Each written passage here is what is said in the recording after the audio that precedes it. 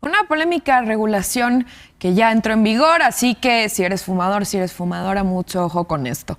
Pero platican más al respecto. Tenemos esta mañana en Bien y de Buenas al doctor Jorge Saavedra, quien es director ejecutivo del Instituto AIDS Healthcare Foundation, AHF de Salud Pública, y consejero ejecutivo consultivo de la CNDH, también exdirector del CENSIDA. Muchas gracias, doctor, por que estés esta mañana con nosotros. Bueno, a ver, el tabaco mata hasta la mitad de las personas que lo consumen, de acuerdo con la Organización Mundial de la Salud. ¿Estamos llegando tarde con esta regulación?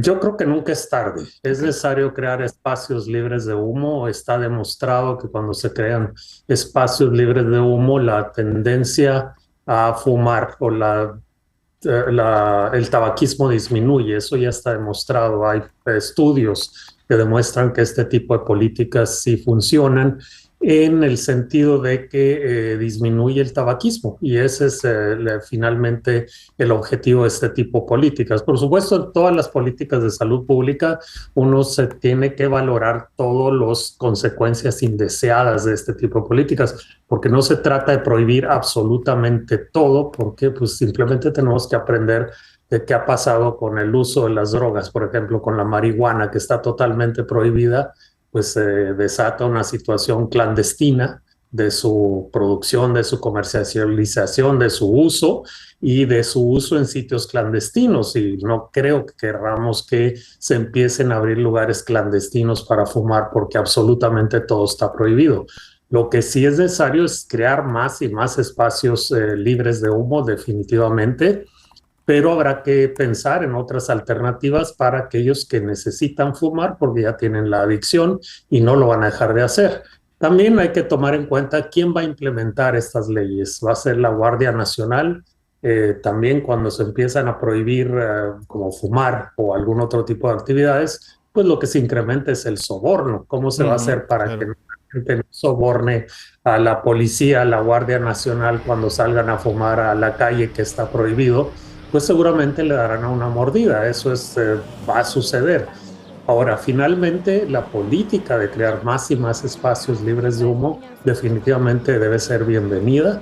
Reduce el consumo del tabaco, reduce la cantidad de usuarios de tabaco, incluso reduce la probabilidad de que los jóvenes inicien en el tabaquismo. Claro. Jorge, justo esta medida tiene un antecedente del 2009, cuando ya se había prohibido el fumar en espacios cerrados. Justo este tema de las mordidas que mencionas, pues terminó convirtiéndose en algo muy regular en los centros nocturnos, en los bares, en restaurantes, que poco a poco fueron siendo más laxos en esta medida. En todo caso, ¿qué vuelve diferente a esta normativa de 2023 respecto a la que conocimos en 2009? Bueno, es que ahora se plantea la posibilidad, o más bien se establece la necesidad de que no se fumen espacios abiertos tampoco, es decir, en la calle, en las playas. Pero bueno, México no será el único país que tenga. Por ejemplo, en este momento en Florida se aprobó una ley para que los municipios o los condados que se llaman puedan prohibir fumar en las playas, por ejemplo, o en la calle o en los parques. Entonces, sí son políticas adecuadas, pero los gobiernos que las ponen en práctica tienen que tomar en cuenta todo lo que potencialmente puede suceder, ¿no?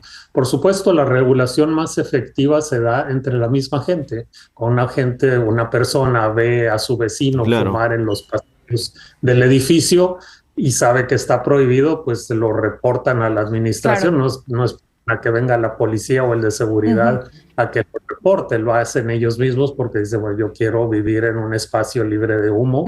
A veces la gente que fuma no se da cuenta, por ejemplo, del olor. Claro. Y la gente que no fumamos inmediatamente detectamos cuando viene alguien que acaba de fumar o alguien que acaba de fumar en el pasillo, y nos percibimos eso. Sí. Entonces, no es prohibición total, porque entonces lo meteríamos en la clandestinidad, ¿no? Claro. Pero sí crear más espacios libres de humo. Jorge, a ver, esta súper comprobado, por lo menos en el caso de Escocia y de Irlanda, que este tipo de regulaciones sí traen una disminución, sobre todo en enfermedades del corazón. Pero para el caso de México, en el artículo 23 se salvaguarda el derecho al libre desarrollo de la personalidad de cada quien. ¿Se vulnera este derecho con este tipo de regulaciones? Mira, finalmente la creación de espacios libres de humo, pues uno sabe que hay algunos espacios donde no se permite fumar y se tendrán que buscar otros. Por eso es lo que digo, que se tendrán que buscar los espacios donde las personas que son adictas a la nicotina, adictas al tabaco, puedan fumar legalmente, porque finalmente lo van a tener que hacer, ¿no? No se va a abolir completamente esta necesidad que es para muchos de fumar. Entonces se tendrán que crear esos espacios para fumadores. Y eso no quiere decir que se les tengan que dar alimentos en los lugares para que fumen, ¿no? Porque que fumen menos, pero no es una prohibición total, es decir, no es una política antidrogas lo que queremos, porque finalmente las políticas antidrogas también han fracasado completamente. Claro. Jorge, tú hacías un señalamiento de que esta normativa pues no considera la creación de lugares públicos donde sí se pueda fumar. ¿Cuál sería pues la recomendación o lo que se tendría que hacer? ¿Que directamente el gobierno genere estos espacios públicos o incentivar a que la iniciativa privada, negocios, establecimientos los generen, o sería un trabajo compartido? Pues posiblemente compartido, pero yo no creería que el gobierno debería invertir en estos espacios. Pero sin embargo, hay otros ejemplos donde puede uno aprender, ¿no? Por ejemplo, en Holanda, el uso de la marihuana es legal, pero tú no puedes estar fumando marihuana en la calle, en tu espacio de trabajo, en los pasillos de tu edificio. Hay espacios específicos donde pueden ir a fumar marihuana. Es decir, porque pues no es ilegal la marihuana. Lo único es que hay espacios libres de marihuana, que es decir, prácticamente todos, pero hay algunos espacios, y estos no son del gobierno, son de la iniciativa privada. Entonces, bueno, en este sentido, la gente que necesita fumar marihuana, quiere fumar marihuana, pues paga por ir a fumar marihuana. Entonces, por supuesto, el tabaquismo es mucho más abundante y prevalente que el consumo de la marihuana. Entonces sí se va a generar una situación de que las personas que fuman van a empezar a sentirse desesperadas y van a buscar lugares donde fumar.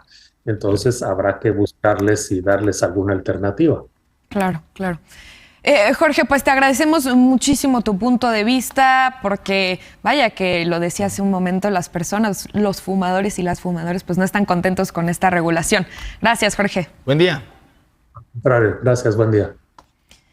Jesús, y creo que más allá de un tema prohibicionista, como ya nos lo decía el doctor, se trata de hacer conciencia. Sí. Miren estos datos, me parece espantoso.